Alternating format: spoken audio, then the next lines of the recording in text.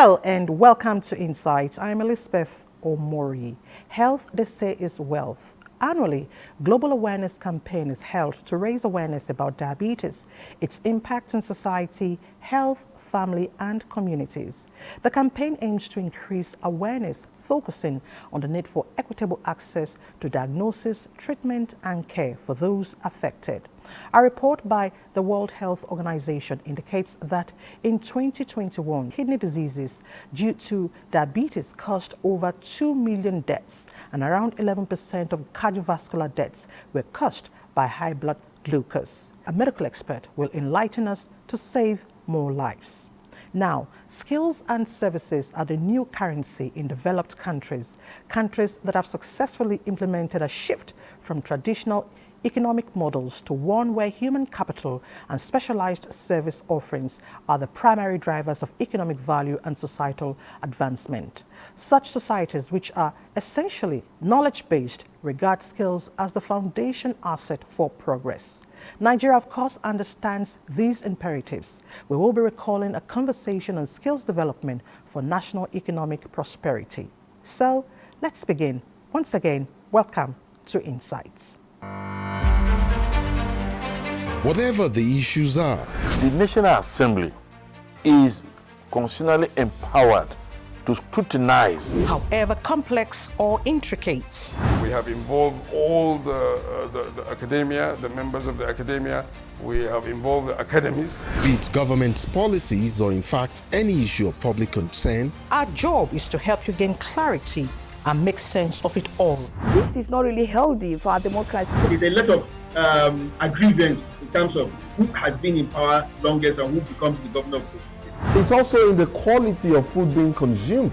After all, perception is insight. And gaining understanding is also getting insight.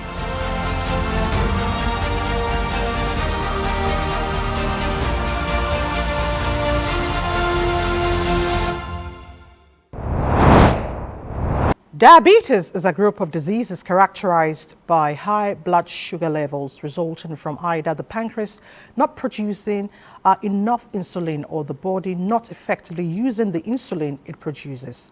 Diabetes can lead to serious complications affecting the heart, eyes, kidneys, and nerves if not managed. Prevalence has been rising more rapidly in low and middle income countries than in high income countries. How dangerous is diabetes? We will be talking to a medical expert, Dr. Israel Igashi of Hope Without Borders Foundation. He will enlighten us. Doctor, thank you so much for joining us on Insights. Thank you very much for having me. Thank you.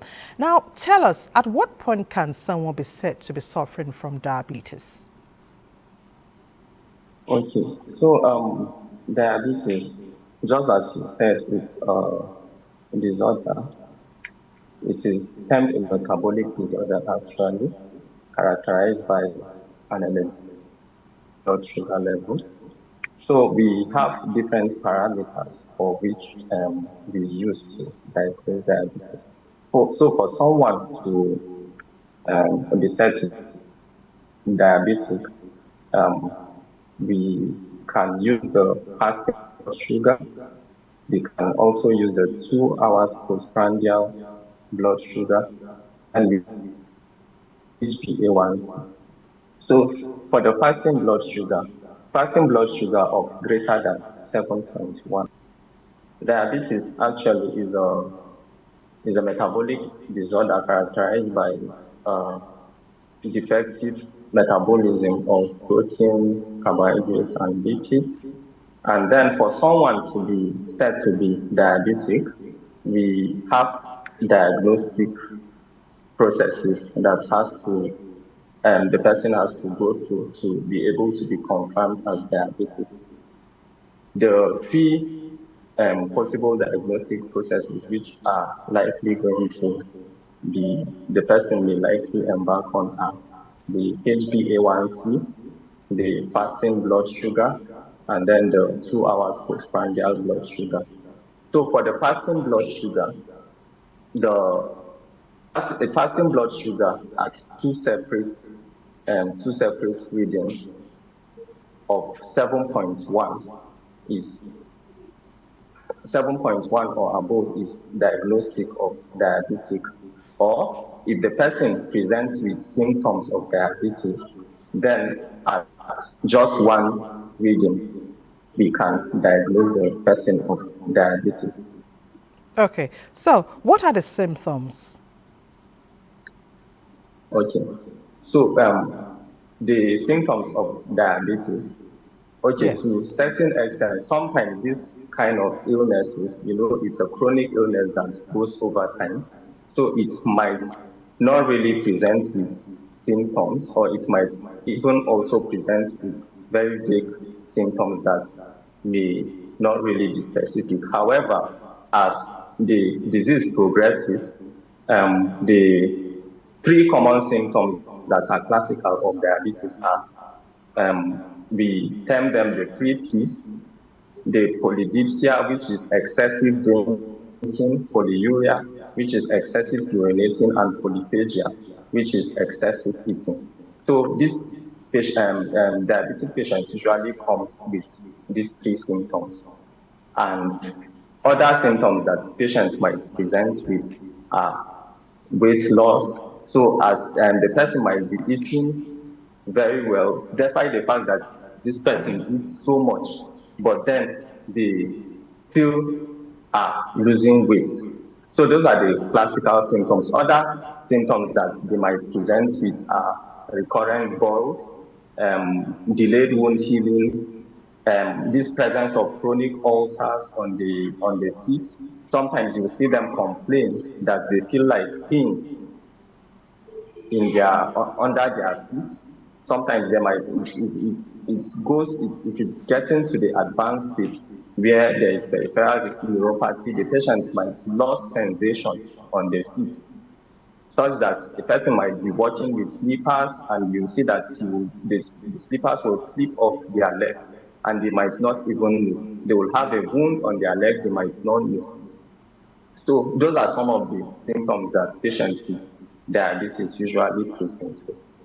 Okay. Now we'll talk about the wound and healing later. But before we talk about prevention, is it possible that somebody could be having diabetes and will not know? Yes, very well.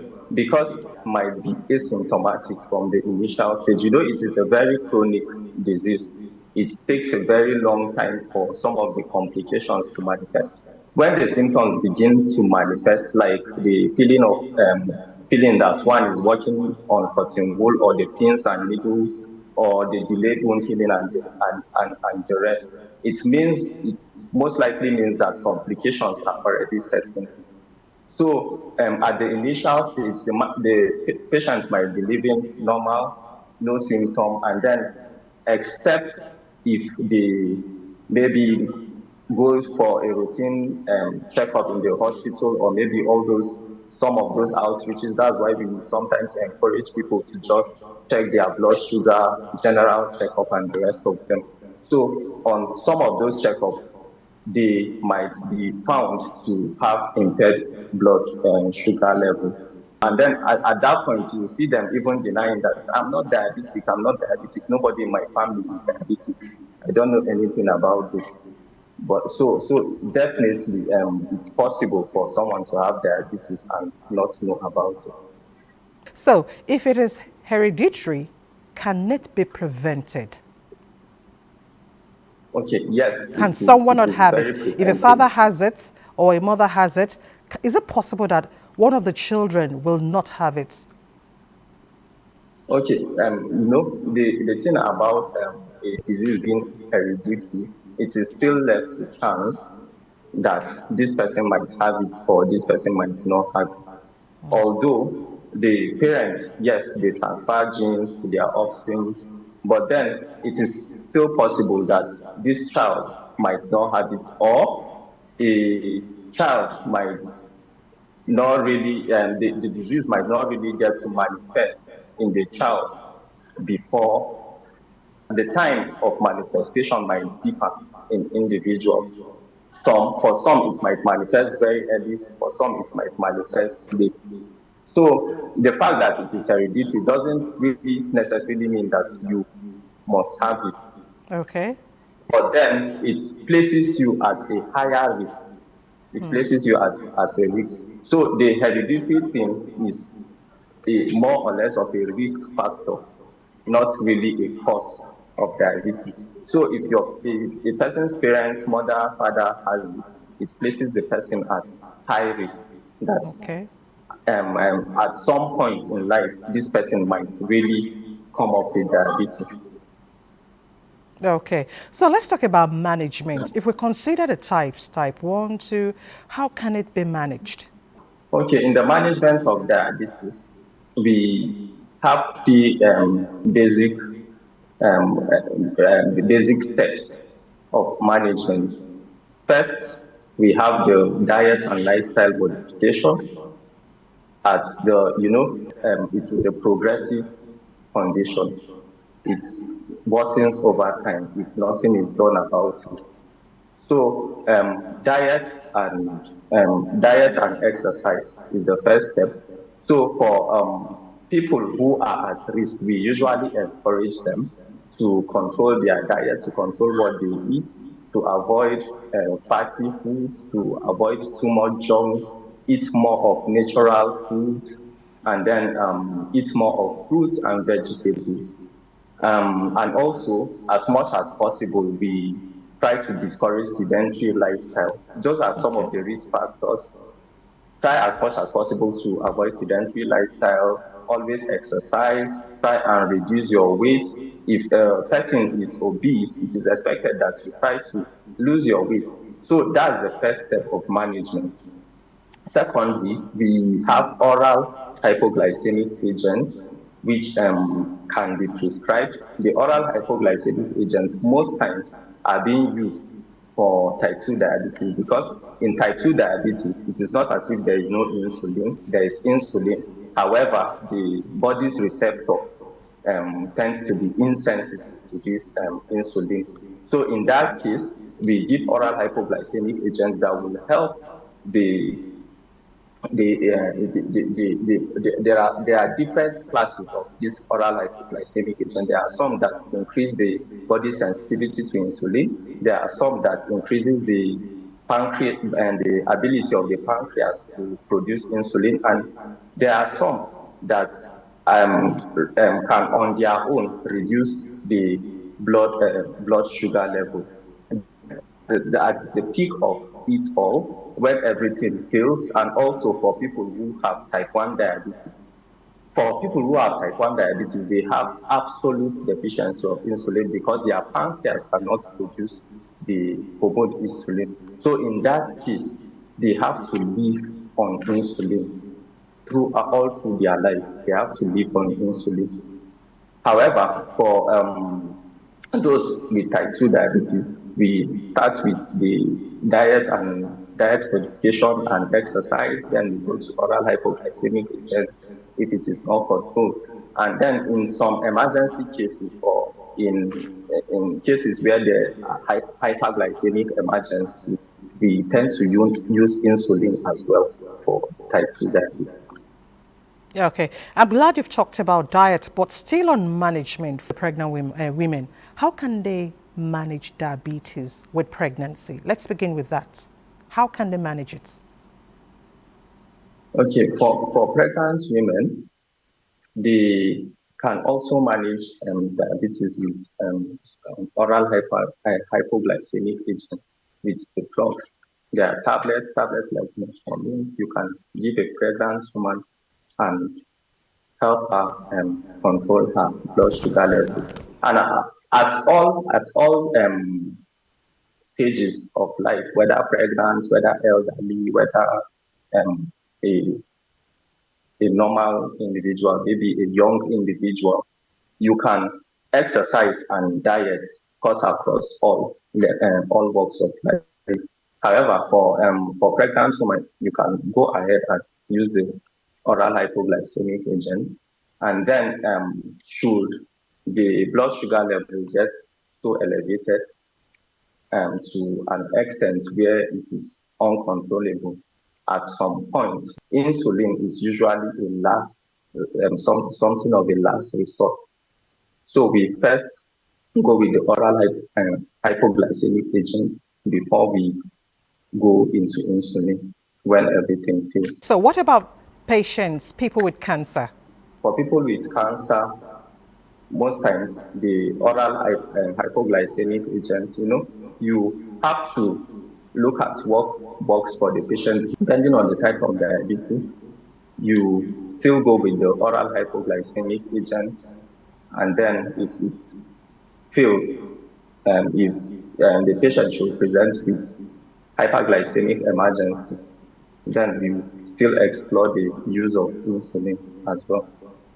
Okay, does this apply to the elderly, the aged?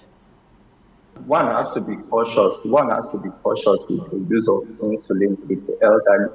Okay. So most times the first line of choice is still the oral hypoglycemic agent. However, if it comes as an emergency, then one has to be cautious when giving the elderly insulin. And at that instance, the person has to be monitored very closely so that the patient doesn't fall into hypoglycemia. Because one major complication of the use of insulin is a rebound hypoglycemia, where the insulin brings down the blood sugar of the patient to a very, very low level that it becomes another problem on its own. Especially, it usually affects the arteries of the lower leg. So starting from the feet down to the leg, and then up the arteries at the distal parts of the body. So what happens is that because of those narrowing and because of the complication of diabetes, which is called peripheral neuropathy. In peripheral neuropathy, it affects the peripheral nerves. That's the disease condition affects the peripheral nerves such that the nerves and the cutaneous nerves and the person tends to have issues with their cutaneous nerves. The sensation of distal parts of their body, get very, very low, such that even if they have injuries on their legs, they don't know about it. You can see a diabetic person can match a nail and he might not be aware of it. A diabetic person might have a large cut on their legs and then they will not know about it. This is because of peripheral neuropathy. It makes sensation very, very, it decreases the level of the person's sensation on the affected parts of the body. So coupled, the decreased level of sensation makes the person unaware that they have an injury on that particular side of their body. And then because there's poor blood supply to that area, it also affects wound healing, because for wound to heal effectively, you need a good level of blood supply to that area. What does blood supply do? It provides nutrients to the injured site. It provides oxygen, and it also eliminates waste from that from every part of our body. So by the time that the arteries around the injured site are narrowed as a complication of diabetes, there is decreased supply of nutrients, there is decreased supply of oxygen to that affected site. And because the person doesn't even know that they have a wound, nobody will care if you have a wound. Like if I have a wound and I don't feel the pain, most times it's the pain that causes us to go out and look for help. But then if you have a wound and don't feel anything, you feel like I'm doing fine. There is no need for me to go and seek help. So the combination of poor vascularity and the peripheral neuropathy is what brings about the complication and ultimately results in delayed wound healing. So it is like an indirect effect, a complication of the diabetes. Okay, so does that mean that if a wound is not healing within the right time or time frame, that should call for concern. Are you advising that as a Yes, of doctor? course. Yes. Any wound that, depending on the size of the wound, any wound that will exceed 1 week, 2 weeks, and then you are not seeing any significant change on it, then it's really cause for concern. Okay. Although we will always encourage that any wound you see on your body, generally, especially all those large wounds, you should, as much as possible, try to seek help. Seek help. Now, there's a normal conversation among so many people. You'll hear people say, I don't take sugar. I don't take anything sugary. I don't take carbonated drinks. I don't want to have diabetes. But there's something sugar does in the body. What would be your advice as a medical doctor? At what point should we draw the line? Oh, the sugar intake is too much, or do we need to stop it at a particular age or at a particular time? We need you to enlighten us. Okay, at every point in life, at every point in time in life, it is expected that we try, and if you really want to live healthy, it is very important that we try and cut down the level of our sugar intake, most especially all these junk foods. Many people usually interpret it as just the normal table sugar that we see. But diabetes, the sugar thing is not just limited to carbonated drinks and table sugar, the table sugar we use. It's cut across when one is controlling his diet, the dietary management of diabetes. It does not only it is not only limited to sugar. It's cut across junk foods, all those fatty foods, all those cakes and the rest of them. You might not be eating sugar physically, you might not be putting sugar in your tea, but your diet might be containing very high calories. Like the level of calorie in sugar compared to the level of calorie in fat is very different. Fat contains more calories than the normal carbohydrates diet. So diabetes is not just a disorder of carbohydrates or sugar. It cuts across all the major nutrients, both protein, fats, and carbohydrates. So at every point in life, most especially for people who have the risk factors, some of the risk factors are like the family history. If you know that your parents have diabetes, then it is expected that early in life you should try to start to control your weight gain and then try to control what you eat. So it is never too early for somebody to say that I want to start controlling what I eat. Because, what we eat generally is a risk factor to many other disease conditions, such as cardiovascular conditions, diabetes, and even cancers generally. So it is expected that at every point in life, we try to limit whatsoever we eat and control our diet. Okay. So, Dr. Agash, my last question is this. What is the response level like for treatment and management of diabetes in Nigeria? Are health institutions paying serious attention or prioritizing the treatment and management of diabetes in the country? There are NGOs and there are even hospital arrangements from various units. They try as much as possible to support, because it is a long-term condition, and it is very resource consuming. It consumes a lot of resources. Their drugs can be so expensive. The support most times the hospital give them is on drugs and their treatment. Dr. Agash, I want to thank you so much for joining us on Insight today. Thank you very much for enlightening us. I know today is a very busy day at your clinic. Thank you so much for your time. Thank you very much for having me. Thank you. Whatever the issues are, The National Assembly is constitutionally empowered to scrutinize. However complex or intricate. We have involved all the academia, the members of the academia. We have involved the academies. Be it government's policies or in fact any issue of public concern, Our job is to help you gain clarity and make sense of it all. This is not really healthy for our democracy. There's a lot of agreements in terms of who has been in power longest and who becomes the governor of the state. It's also in the quality of food being consumed. After all, perception is insight. and gaining understanding is also getting insight.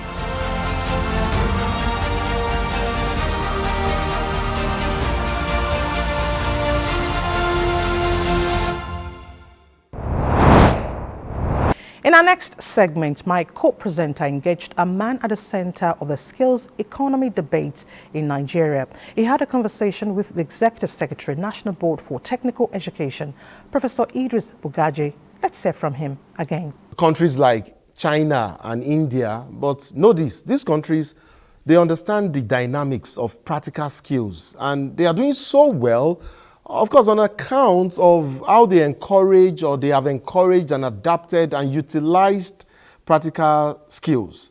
Nigeria, of course, understands these imperatives and why it must key in or miss the bus.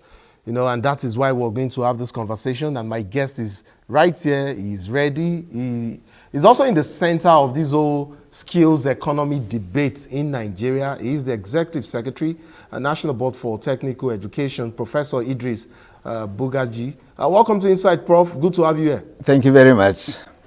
Thank you. So, Prof, I remember back in the days, I would go to the home of a relative. When I was much younger, I was in my teens, those days. And then I would see where they hung a frame of university degrees on the wall, perhaps in their living rooms. Then it used to be, they would proudly display it there, on their walls. It used to be a thing of pride. Then they would say that the university degree is the ultimate ticket, the ultimate ticket to, or rather, ultimate ticket to getting automatic employment or guaranteed ticket to a white-collar job. Definitely used to boost, their social respect. But now, we are in an era where we have a staggering number of graduates with university qualifications and degrees, but the degrees that the economy no longer values in the same way it used to in the past. Prof, do clarify something for us. What exactly does it mean when experts like yourself say skills and services are the new currency of the world, and why it is that majority of Nigerian youths will need to key in, otherwise they may not just be able to make a living in today's complex society? Why is that so? Well, surely today the global currency of labor is skills. There is a paradigm shift. There is a shift away from preponderance of degrees to what people can deliver with their hands. That's so too much book does not take you anywhere. It doesn't take you anywhere. We have done it for a very long time. It has taken us nowhere. So the whole world economy is now geared towards skills development, and that's why Nigeria must key in. Many countries are using skills not only to give employment to young people, but they are using skills even to earn foreign exchange. Bangladesh exports nothing less than 11.5 million skilled workers to the world. They earn over $30 billion annually. These are facts. Yes, these are facts. You can clarify them. And India, exports over 50 million, young people across the world, including Nigeria. And so the whole world is changing towards, the education systems are being reviewed from the paper qualification of the past to skills. And the earlier Nigeria, moves away from that old method to this new paradigm, the better. We have to refocus our system so that we can deliver on skills. Somebody finishes secondary school without any skills. That's why he roams about. Somebody finishes a university or polytechnic with the diploma or with the degree, but without hands-on skills, he will go nowhere. But if he has skills, he doesn't even need to look for employment. He can create employment himself. He can create an enterprise. He can employ other people. So this is the new trend globally. And our system must therefore be rejigged and refocused so that we can deliver our skills throughout our educational system. This is the only way we can make education functional. We have gotten it in the policy, functional education, but in the past several decades, our educational system has never been functional. It's only when you imbibe skills training that your educational system can become functional. You've just talked about the situation we have with our curriculum, or too much theory, or how theoretized our education system is. But besides that issue of the curriculum, in terms, how much so in terms of impact are we seeing currently with the current drive for vocational, technical, and digital skills programs in Nigeria, even including some of the initiatives that the federal government is driving, like the 3 million technical talent. That's the one they call the 3MTs. I know these are also issues that MBT is involved in. How much so are we seeing in terms of impact? Are we seeing a drive or a shift towards technical, vocational, and digital skills in Nigeria? Yes, in the last 2 years, there has been a major shift. I think the new federal government is refocusing on TVET and skills training. Not only the Federal Ministry of Education's new TVET initiative, but the Ministry of Labor, the Ministry of Communications, the other ministries, Housing, Federal Ministry of Housing, etc., are rolling out, skills training programs, for Nigerian youth. We have a very vibrant youth population in this country. Indeed. 75% of Nigerians are below the age of 35. No country has this kind of, statistics of high, numbers of young people. And a lot of them really are unemployed. You can count them in tens of millions that are unemployed. Many of them have degrees and diplomas, but unfortunately they don't have the requisite skills. So that's why the new initiative, the new TVET initiative, and the 3 MTTs, etc., they are meant to take up this crop of graduates, give them skills training for about 6 months or 1 year, then prepare them for industry. Because we have industries in Nigeria that are looking for skilled labor. Go to the oil and gas industry, the underwater welding. We are bringing Filipinos, we are bringing Indonesians to do underwater welding, while the young people can be trained, Nigerians can be trained. Go to construction science in Abuja, a lot of the finishing, POP, tiling, etc., is being done by people from Benin and Togo. I mean, these are jobs that can be carried out by young Nigerians once they are properly trained. So there are, in the area of ICT, there's a huge gap there. And if Nigeria can really empower young people with ICT skills, we can fill millions of gaps that are available globally. India, South Africa, Kenya are leveraging on that. 50% of call center operations are being run in India. Global numbers, are being run in India. Nigeria is the largest country in Africa. We should be able to take a large chunk of that. But we are not, empowering the youth with the relevant skills. So this is what these programs are meant to do. The new TVET initiative of the Federal Ministry of Education has already been launched. Yes. 1.3 million Nigerians have already registered. 960 have been properly accredited. And I think about last week, the Honourable Minister has, rolled it out, small numbers, 58,000 to start with. But more are coming on the way, because we don't want to start in a big way and we get problems. So we are starting in a smaller way, but the numbers will grow into millions. So this is the way to empower young people with skills so that we can meet local demands and we can also export labor to the world and we can earn foreign exchange. So I was totally right when I said in my introductory part that your strategic position, yes, as MBTE, is right in the center of this whole skills, economy debate. But now you've alluded or made allusions to several things that have been done. I'd like for you to speak more specifically.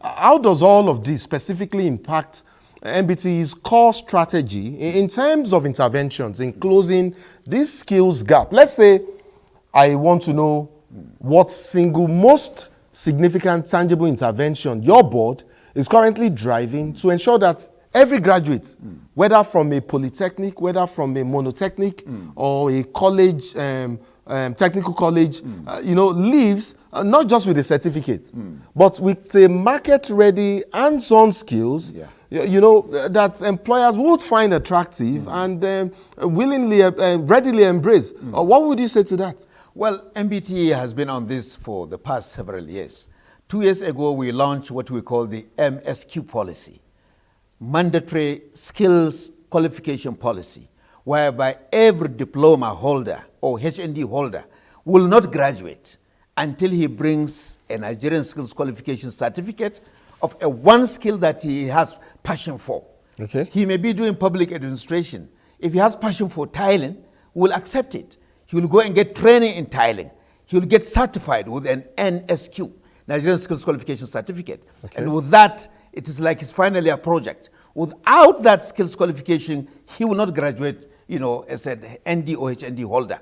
This is a policy we have introduced. From last year, many polytechnics have already started rolling it out, but we understand there are limitations in terms of spaces, in terms of facilities for the skills training.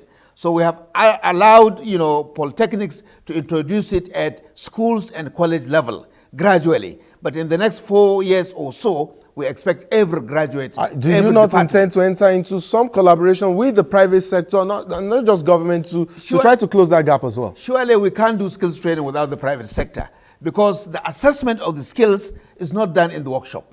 It's not done in the polytechnic laboratory. You have to take them to a live site where that kind of skill is being facilitated. True. Either a live construction site, or you take them to an automobile mechanic village, or you take them to an industry where production is going on.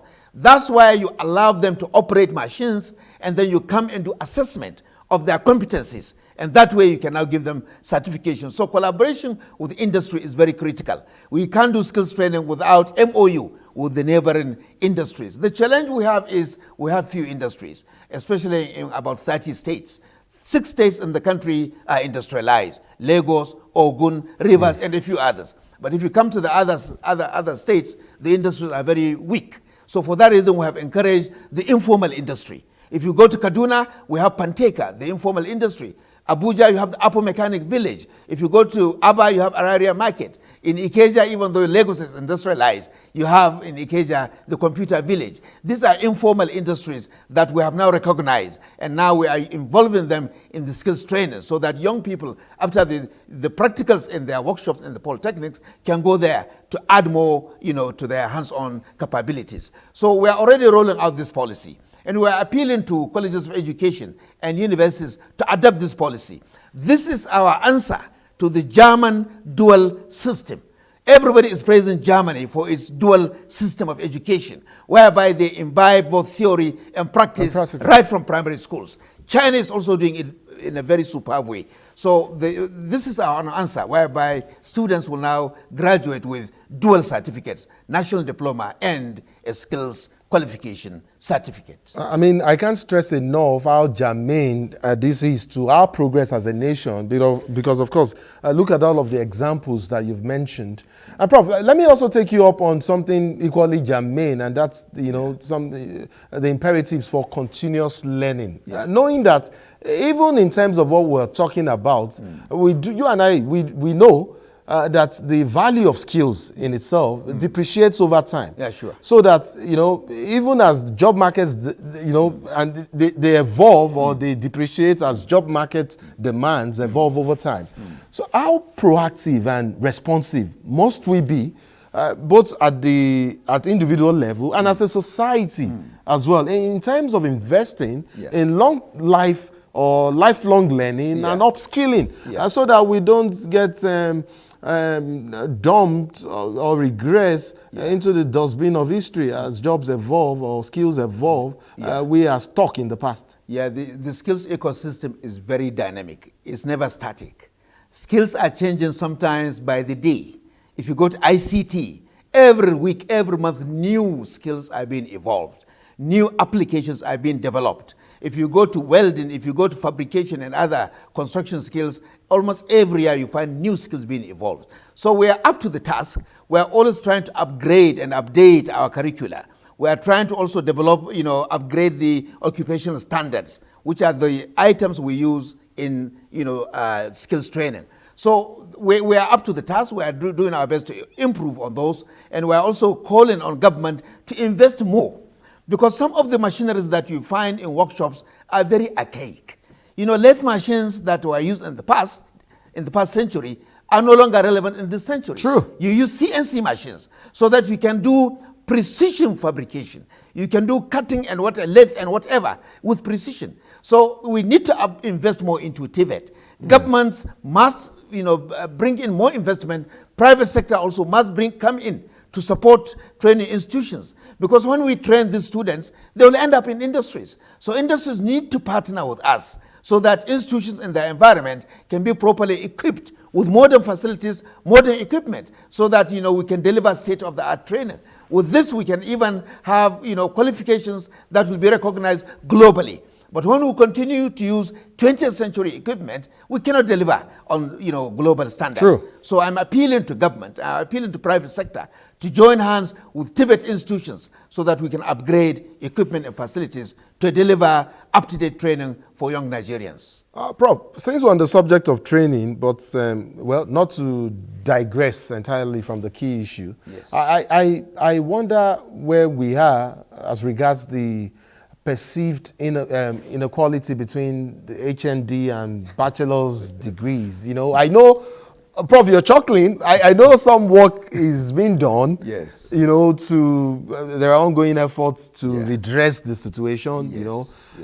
And address the dichotomy. Yeah. But how is the MBT ensuring that these new proposed qualifications, like the higher national diploma top-up, they are not just another or seen as another academic lever, but they are fundamentally embedded and entrenched with advanced industry-driven skills that makes the holder, whoever has that qualification, more attractive to employers than even the traditional degree holder. Yeah.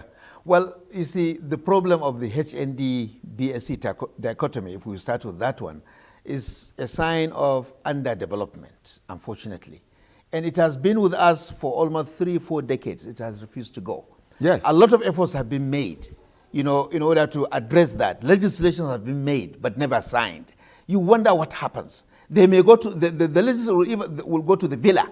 But at the end of the day, even in the last regime, up to the end of the last regime, there was a piece of legislation. They got to the National Assembly. But it will end up nowhere.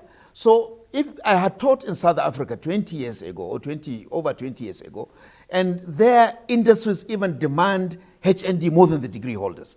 That's what they prefer in their employment. But here we have a lot of discrimination against HND holders. The solution to this problem, what we have decided in Nigeria, we have decided to follow the example in Ghana. In Ghana, they have scrapped out the HND completely. After your national diploma, you come back to the same polytechnic and do a Bachelor of Technology Honors degree. But a Bachelor of Honors degree different from other degrees because it will be awarded based on 3 things: character, learning, and skills. University degrees are awarded based on character and learning only. The polytechnic degree shall be awarded based on character, learning, and skills. Hands-on skills. So we shall be offering Bachelor of Technology Honors, which will now replace the HND. After your national diploma, that ends your training as a technician. If you want to move to higher level, you can now go and do your Bachelor of Technology Honors. The content will be similar to HND. We shall even add more, hands-on training into the curricula. But we want the certification to become Bachelor of Technology Honors. Already, the Honorable Speaker of the House of Representatives has sponsored a bill to amend the Polytechnic Act. It has gone to second reading, and we hope before the end of this year that bill will be concluded. And we are praying that Mr. President, who has a lot of passion for TVET, will now sign that law, that bill into law, so that Nigerian polytechnics will be offering a dual mandate, both national diploma and Bachelor of Technology Honors. Colleges of education have already gotten, the dual mandate. They are doing NCE and Bachelor of Education. Polytechnics should be allowed to run their national diploma and Bachelor of Technology Honors. A degree that will be based on skills, not the conventional theoretical degrees offered by the ivory towers. And that would be perfect. Yes. I mean, that would just be wonderful if it does get the president's assent this time. I recall, I think I was mistaken earlier when I said the bill actually, that it got to the National Assembly. It went beyond the National Assembly because it was actually passed and was pushed to the president, but never got the president's assent at the time. Yeah. Prof, so in rounding, in wrapping up, rounding off our conversation, yes. You've said so much about the MBT, you've said so much about, closing the gaps. Yeah. I wonder again if your KPIs are matching up with some of the success metrics that you've mentioned here today, and that you might also have set for yourself or targets, ahead for the MBT. And I mean, in terms of these crucial skills over degrees pivot that you as MBT are leading. Well, is it matching up? Yeah, it is. It is. We are really moving on a fast track, and we are happy with the new government, the Tinubu administration, with its focus on TVET and skills. When I came in as executive secretary about 4.5 years ago, we had only 1,420 quality assurance assessors. But as I speak now, we have about 7,000 quality assurance assessors in Nigeria. We have not yet gotten the numbers because Ethiopia has about 37,000 quality assurance assessors. So look at our numbers, 1,420 4.5 years ago. Now we're about over 7,000 quality assurance assessors. These are very key drivers of the skills training program, because when you do the skills training, you have to be assessed. And assessment also, we have gone beyond the traditional assessment. We're even giving what we call recognition of prior learning. Those who are in the informal sector are now being assessed and properly certified. All your roadside mechanics, all your roadside welders, fabricators, etc., will now be properly assessed under the RPL program, recognition of prior learning, and they'll be given proper certificate. In the next 5 years, we are hoping that we'll collaborate with professional bodies so that only those with a recognized certificate would be allowed license to operate. The Nigerian space has allowed everybody, quacks, the professional and the quacks, to operate. You bring your car to a mechanic, you don't even know his level of qualification. So with this RPL, we hope the informal sector will be properly certified and professional bodies will now start issuing practicing licenses, even for the roadside practice. Executive Secretary, National Board for Technical Education, Professor Idris Bugaje, thank you so much for coming on our program. It's been a delight listening to you talk about these key germane issues. We want to appreciate you so much for your insight. Thank you very much. Thank you for having me.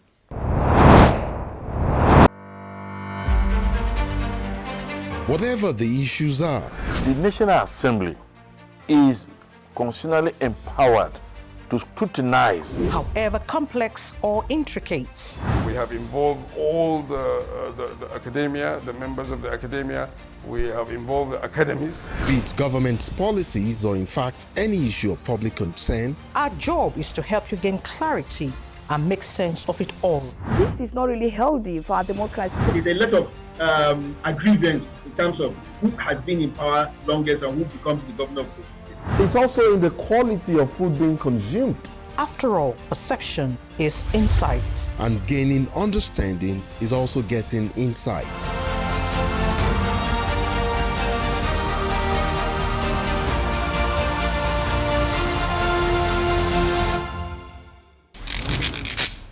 What are we doing as a nation to first of all settle our teeming populace, especially the youth? NTA's political package with a third eye on the nation's political scene. I am Fisa Ogunfuyi. Welcome. You have to be very careful giving space to people who are obviously sponsored to further the agenda of some other groups. There's a lot of questions. A lot of questions in a closed door sessions. Some of these issues, some of the problems bedeviling of their In fact, between June 1st and July 17, 19-point-something billion has left the coffers of the NDDC. I can say my constituency, they need everything because we don't have anything.